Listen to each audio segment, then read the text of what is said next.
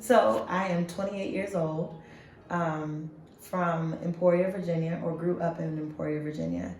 Um, Come from a very close-knit family. So I'm the oldest of three. I'm the oldest grandchild of like six. So it's kind of in my nature to be a little bossy, leaderful, I like to say. Family says that I can be bossy. I say, no, you're not bossy when you're the boss, right? Yeah. So, come from a big family. Everybody has fun together, a lot of laughter, a lot of love. Um, and I've always been taught to do what I want to do. I have a very strong-headed mother, very assertive. She does what she wants to do. She is the epitome of strength to me. And so she has taught me, actually just watching her example has taught me to do whatever it is that I want to do. Sometimes to a fault for both of us, but I remember as early on as being a kid, she would always just say, I can see you being in someone's boardroom. I can see you speaking over people and doing things on TV and all these things. She was like, whatever you're going to do, you're going to be great. And I was like, yeah, I'm going to be great. And so she always used to think that I would be, they used to tell me to be a lawyer. They said, you're going to be a lawyer because you like to argue, you like to debate, you're never wrong. I was like, this is true. But as I got older, I was like, well, what is it that I want to do? I don't really want to be in marketing, in these boardrooms and things like that. And so I remember 10th grade, I had my first psychology course. And when I was in that class, I was like, yeah, that's what I need to do. I was introduced to social work. Social work is a great balance between psychology and including that into the environment. So went to graduate school for social work and loved it. Got out of school and I realized I still don't want to go the path the way the world says to go. So I was like, yeah, I want to be a therapist. I love to help people. I love people in general, but I don't want to become licensed. I don't want to go this track in this direction of what I'm supposed to do. And so after time of being obedient, God said, I have my own path for you. And if you want it, come get it. And so here I am. Last August, I made up in my mind with God's blessing that I would let go of corporate America and pursue my business full time. So 2019 was the first full year of which Golden Affirmation was the one and only focus of my attention. I see life in the lens of art. I like the fact that art allows us to express ourselves in ways that may not be with words. And so whether it's visual arts, performing arts, or anything in between, I love the fact that when you can create something, you don't have to just use words. You don't have to talk about how you feel or talk about what you think. You can create something that will show the world exactly what you feel. And it actually gives people the ability to look into your life from a lens that isn't just words. They get to see how you feel and how you think using color, shapes, music, sound, movement. I'm definitely a creator. My podcast is titled Ashley Affirms. And it's a podcast that is connected to Golden Affirmations, but I wanted to do my podcast on my own personal platform. I wanted Ashley Affirms to stand alone because although I may be a business owner in one sense, I'm an entrepreneur and a therapist, I'm also a person. Like you said, we're here talking about creating in general, and I don't ever want to be in a box. And so if I labeled all of my things to go under Golden Affirmations, then everything has to have the stance of therapeutic box. Ashley Affirms is definitely therapeutic, and it helps encourage and heals, and it has weekly affirmations and such, but it really comes from the creator.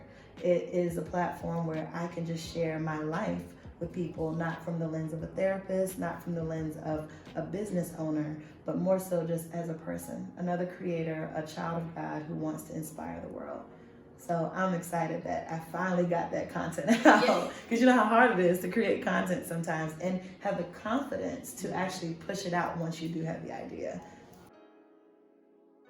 My brain went, because there's so many things that inspire me. Well, first thing is God.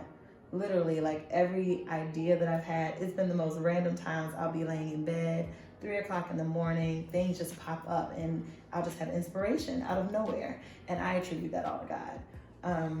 A lot of it is personal characteristics. So I love to dance, I love to sing, I love speaking clearly, and all of these things. But the inspiration to create content and what needs to be said to the world actually comes from God.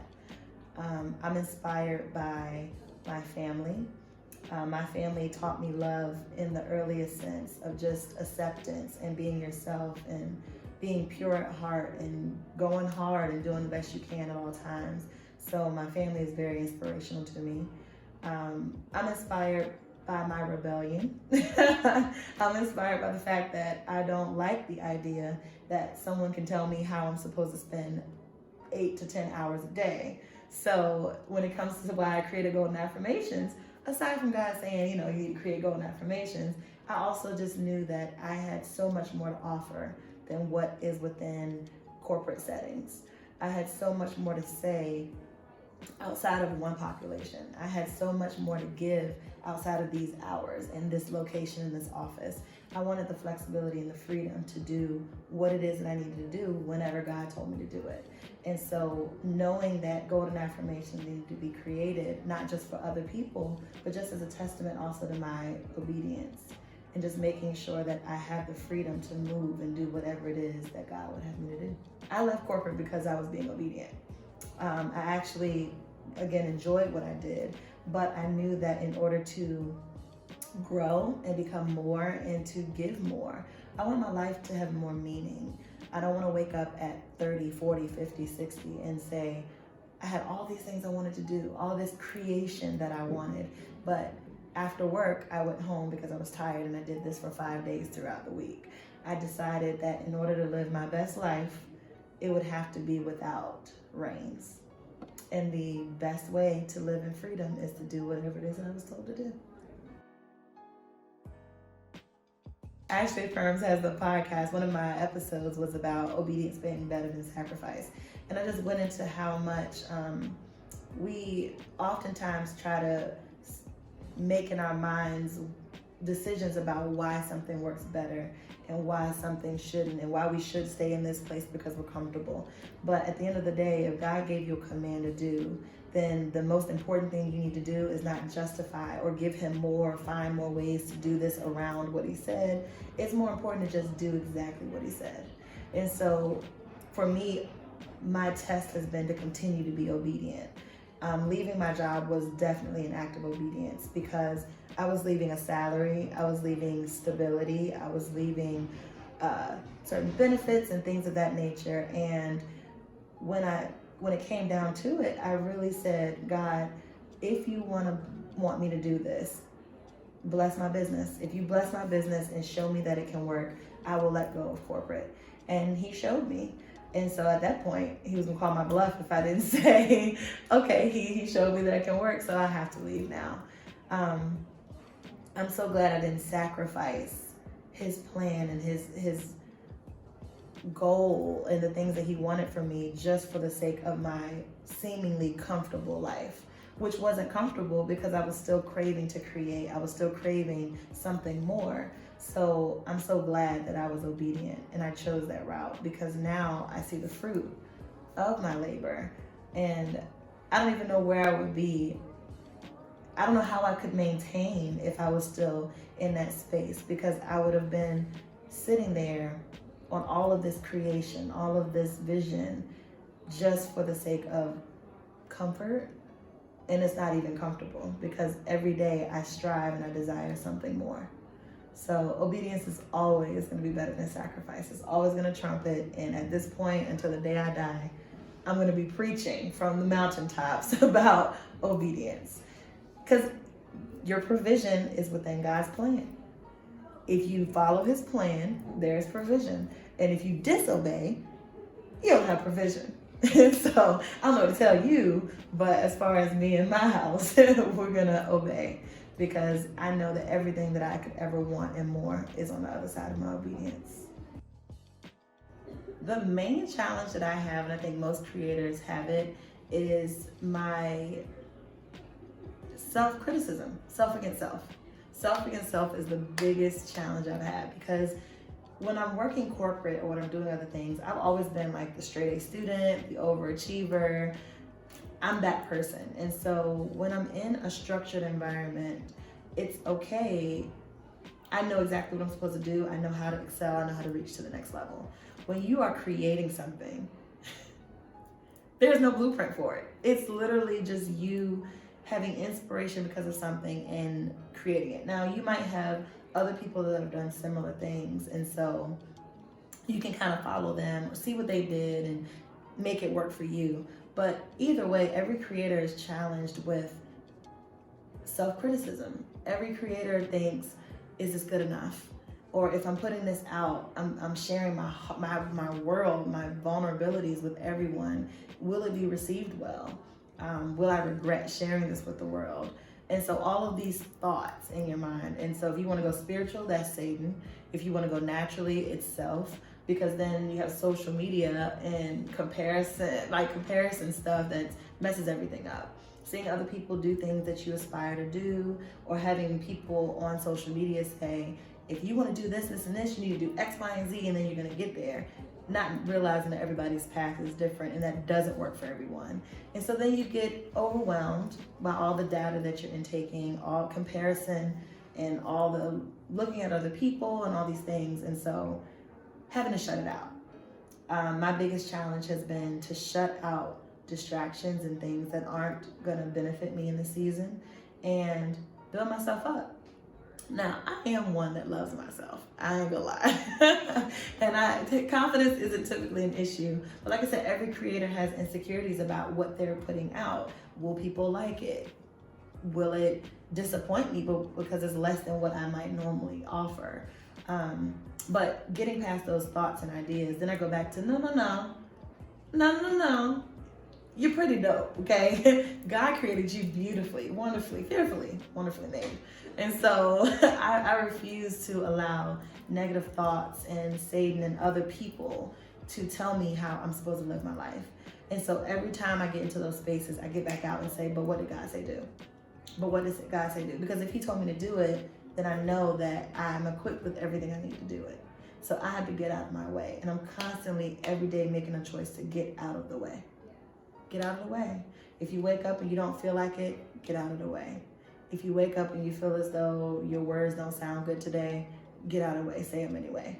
There are plenty of days where I was recording a podcast and I was like, I don't sound motivating enough, or my voice sounds too soothing, because I've heard that I have a great soothing voice. But I was like, but I want to inspire people.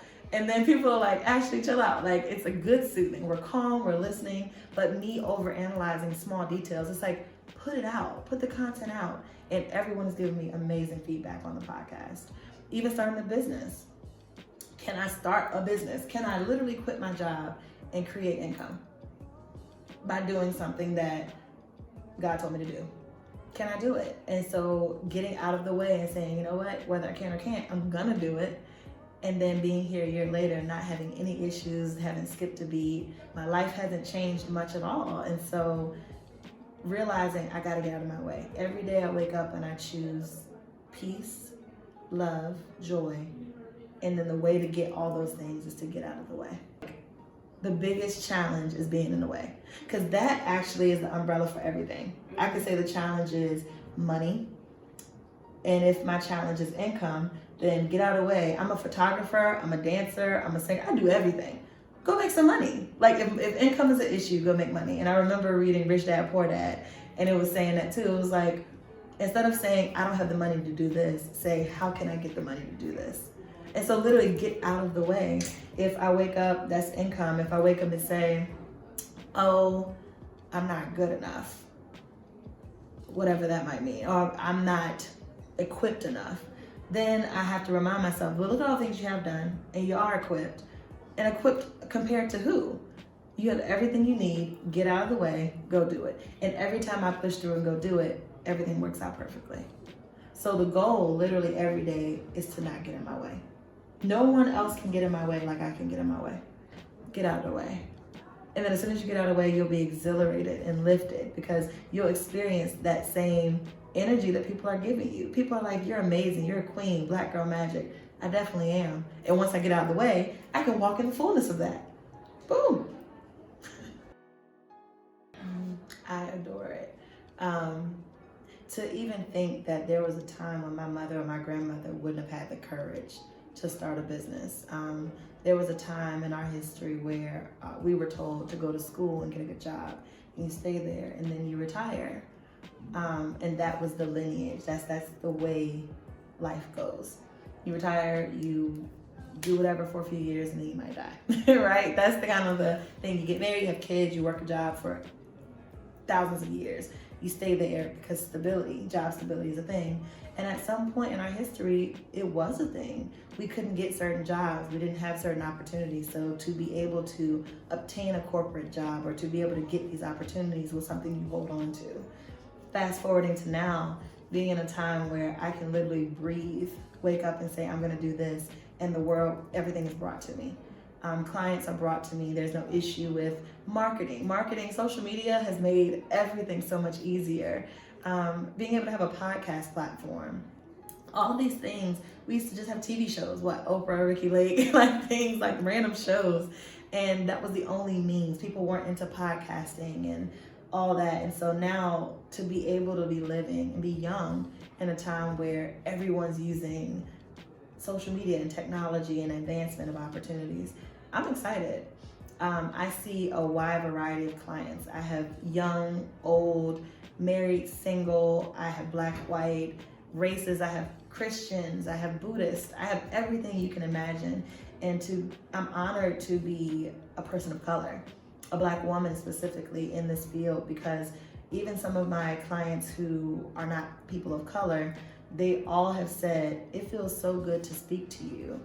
And even speaking about white therapists or other people, nothing against them, but just the fact that the field, and historically, traditionally, it's been a white person that is taking care of mental health needs. And so to be able to be a young therapist is another thing, because everyone expects you to be older because you're wiser as you're older and things like that. But to be trusted as a young adult that can still provide a therapeutic service, and people are healing because of me despite my age. To be a woman, I have men clients, so men feeling comfortable coming to a black woman to be able to speak to them about mental health. That's exciting too. To be a Christian woman and knowing that there are Buddhists and other people that may not even believe in God, but they still want to come to me to speak to me. And if I'm the only experience of God that they might have, then I'm honored to have that too. But just being able to be who I am unapologetically. I don't need to have relaxed hair. I don't need to be this size. I don't need to have these licenses and things to support what God already told me to do. But being in this time, the advancement of technology and the way our world is right now has made it that much easier for me to do what I've been called to do. Trust yourself, and trust yourself with the caveat that God is within you. So if you trust yourself and you're in alignment with God, then you're trusting God within you. Okay. Don't trust yourself if you're out here being reckless. Then you might need some accountability. We talk about that. But in a general sense, trust yourself. If you have a inclination, like a desire, there's a population of people that just pulls on your heartstrings every time. Or there's a commercial that comes on and every time you see a puppy, your heart just melts. Maybe perhaps purpose is somewhere around there. Like literally just trust yourself. As soon as you wake up and you have dreams about this and you have talents and gifts that relate to this thing, trust it. And literally your gifts and your talents and your life makes room for whatever it is that you're supposed to do. Trust it. Go with the flow. It's not that deep. Whatever it is that you're overthinking, overanalyzing, over-obsessing about, it probably isn't that deep. Oftentimes it can be a very serious situation, but the worst that we can imagine, like for some reason human nature is to think of the worst case scenario. And there's a high likelihood that it doesn't happen that way. Honestly, we don't know what God's plan is anyway. So instead of wasting time and energy stressing about something when stress doesn't change anything, it's better to just chill out. Don't take it so seriously. And that's life, that's business, that's find time to breathe, to have peace, to relax, and everything will work out exactly how it's supposed to. What I would inspire or leave with someone, just do it. Whatever you want to do, just do it. While you're sitting here thinking about all the things you want, someone's out there doing it. And then you're going to be upset when other people are doing the exact thing that you want to do. And then you start to think, why are they doing this? And why couldn't I have done that? Or I wish I could have done that. But you could have. The difference between you and all the other people doing similar things is the fact that they did it. Just do it. Another part of this is just loving yourself. And the better you are about learning yourself and loving yourself, figuring out your purpose and doing your work, like I always say, the better you are at that, the better you can gauge life's path and the direction you're supposed to go. If you're disconnected with yourself and you're out here in the world trying to do things because it appeases the world and it looks good because everyone's doing it, or you're following the fad and things like that, it might last you for a little while, but the energy is going to go away. And then what are you left with? You're always going to be left with the things God put in you to begin with. And so just stay there. Trust that. Develop those gifts. Heal yourself, because in the midst of having purpose, life smacks you. So breakups and family stuff and sicknesses and things and all those things get in the way. And it's important to just keep healing so that those life circumstances don't taint what you're here for. Also, I always tell people, I ran about Job. Oh God, Job. And I just ran about how he was a good man and he didn't do anything wrong, and here are all the trials of life coming. And I don't even go into all the chapters of his depression and all that stuff. It's more about the first chapter when Satan goes to God and he says, can I tempt him? First he asks for permission, and the fact that Satan has to ask permission also should make us feel better, because he can't do anything outside of God's permission. And God won't allow him to do anything that he doesn't know we're equipped to handle. A. B, God said you can do X, Y, and Z to him, but you can't kill him. You can't end his life. And so people typically go to the end and say, yay, all this stuff was added back to Job after he endured. And endurance is a big lesson of that. Faith and prayer is a big lesson. But what I heard was just the fact that it's not going to kill you. When you feel invincible because you know who you serve and whose you are, the world can't do anything to you.